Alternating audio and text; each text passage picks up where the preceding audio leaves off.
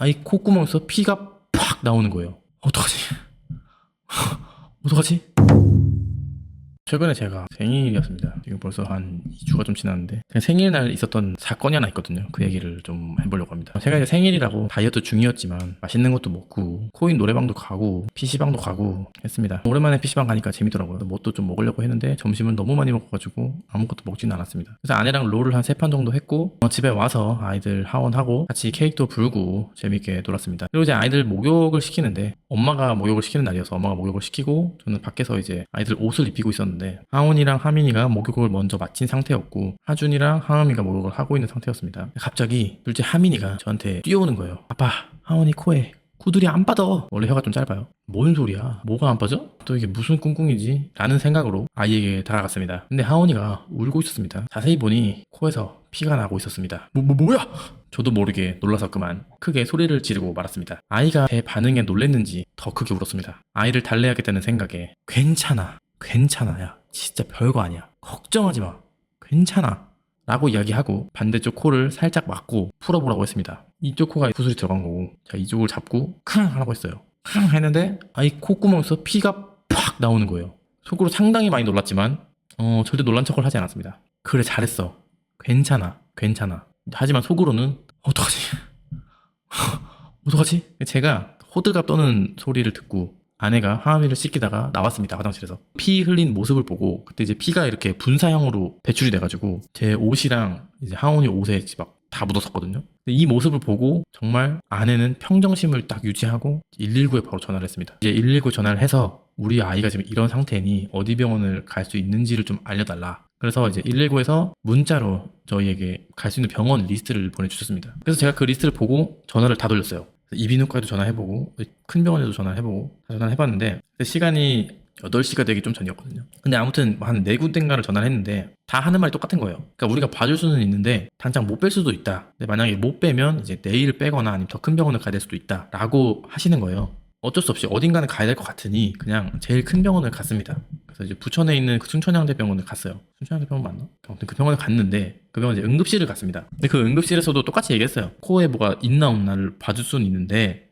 못 뺄 수도 있다. 왜냐면 이제 이비인후과 선생님이 이제 항상 계시는 게 아니기 때문에 지금 이제 응급의학과 선생님들이 봐주고 깊지 않으면 뺄 수 있지만 너무 깊거나 뭐 장비가 필요하거나 하면은 못 뺄 수도 있다 이렇게 얘기를 해주셨는데 그래도 집에 있기는 불안하니까 이제 갔죠. 애를 데리고 갔습니다. 그래서 제가 기다렸어요. 근데 응급실에 사람이 진짜 많더라고요. 대기표를 보니까 저희가 16번째더라고요. 어쨌든 응급실은 응급한 환자부터 처리를 좀 하다 보니까 더 빨리 받을 수도 있고 그거는 모르는 거죠. 그래서 일단은 기다렸습니다. TV를 보면서 기다렸습니다. TV를 보면서 기다리는데 선생님이 오시더라고요. 이제 어떤 일로 오셨냐 이렇게 뭐 여쭤보시길래 아이가 이제 친구랑 놀다가 코에 구슬을 집어넣는데 구슬이 빠지지 않는다. 근데 이제 코에서 계속 피가 난다. 이런 아이가 또 있어? 그러니까 이런 느낌으로 네가 넣었어? 이렇게 물어보시더라고요. 이렇게 한번 보시고 기다려달라고 하셔가지고 그냥 기다렸습니다. 아무래도 제 생각에는 콧구멍에 뭔가를 집어넣어가지고 빼러오는 아이들이 꽤 있는 것 같더라고요. 우리가 되게 익숙하다는 듯한 느낌이었어. 이렇게 숨 쉬는 거를 그렇게 불편하지 않아 하고 지금 또 애가 상태가 괜찮아 보이니까 조금 기다려달라 라고 하셔가지고 기다렸습니다. 하온이도 이제 멀쩡해 보이더라고요. 그 집에서는 많이 울었는데 뭐 택시 타고 졸기도 하고 그냥 제 품에 안겨가지고 잘 있더라고요. 근데 이제 제가 너무 멀쩡해 보여가지고 그 생각을 했어요. 아 혹시 삼켰나? 제가 물어봤어요. 그래서 너 혹시 삼켰어? 안 삼켰대. 오케이 기다려보자. 그리고 거의 1시간 정도를 기다렸는데 이제 오라고 하더라고요. 그래서 이제 갔습니다. 응급의학과 선생님이 딱 보시더니 와 깊숙이도 들어갔네.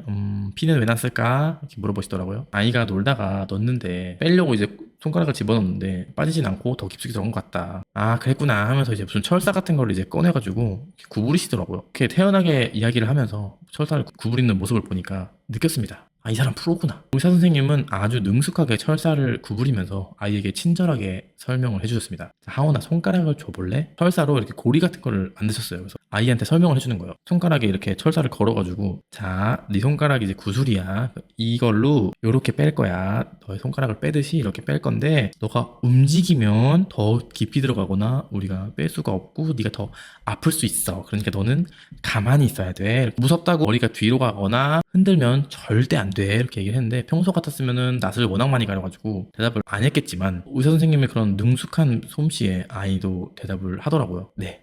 그렇게 아이는 고개를 끄덕이고 간호사분이 오셔가지고 머리를 잡고 저는 손을 잡고 선생님은 콧구멍에 있는 구슬을 꺼내주셨습니다. 근데 진짜 그냥 쓱쓱 하니까 빠지더라고요. 와 진짜 프로다, 진짜 멋있다. 딱 빠진 구슬을 딱 보자마자 아이가 이제 울음을 터뜨리더라고요. 긴장이 풀렸던 거죠. 진짜 엉엉 울었어요. 진짜 정말 서럽다는 듯이 울었습니다. 그렇게 이제 수납을 하고 집에 돌아왔습니다. 다른 아이들은 다 잠을 자고 있었고 엄마가 이제 하온이를 안아줬죠. 근데 이제 저는 그때 알았습니다. 아내의 퉁퉁 부어있는 눈을 보고 알았어요. 아, 이 엄마 사실은 엄청나게 걱정을 하고 있었구나. 태어난 척 하더니 질질 짰나 보구나. 제가 그래서 다음날 하온이한테 물어봤습니다. 어떻게 됐었던 거냐 얘기를 해주더라고요. 그러니까 하민이랑 같이 놀고 있었는데 하민이가 이제 구슬을 넣었대요. 먼저 콧구멍에. 우겨가지고 같이 넣은 거야. 근데 이제 하민이는 이게 안면 크기가 좀 큰 편이어가지고 콧구멍도 좀 컸나 봐. 그래가지고 잘 빠졌는데 하온이는 이제 안 빠졌던 거죠. 그래서 안 빠져가지고 당황해가지고 더 이제 콧구멍을 더 후비다 보니까 더 깊숙이 들어갔던 겁니다. 근데 그때 이제 하민이도 많이 놀랬는지 그 피가 난 걸 보고 도망을 갔어요. 자는 방으로 도망을 가가지고 울다가 잠이 들었다고 합니다. 아무튼 저는 그렇게 다이나믹한 생일을 보냈고요. 다음날 굉장히 신기한 광경을 목격을 했습니다. 이게 뭐였냐면 다음날 아침에 거실에 떨어져 있는 구슬을 버리는 아이들을 목격했습니다. 백날 말해주는 것보다 한번 경험하는 게 낫다는 걸 확실하게 깨달았습니다. 여러분 아이들도 콧구멍 조심하시기 바랍니다. 사실 저도 어릴 때 콧구멍에 레고를 넣어가지고 응급실에 갔던 적이 있습니다. 사실 그 아빠의 그 아들이죠. 저도 아이한테 딱히 그렇게 막 뭐라고 하진 않았습니다. 다음부터 그러지 마 이러고 넘어갔어요. 아무튼 여러분 콧구멍 조심하세요. 이상입니다.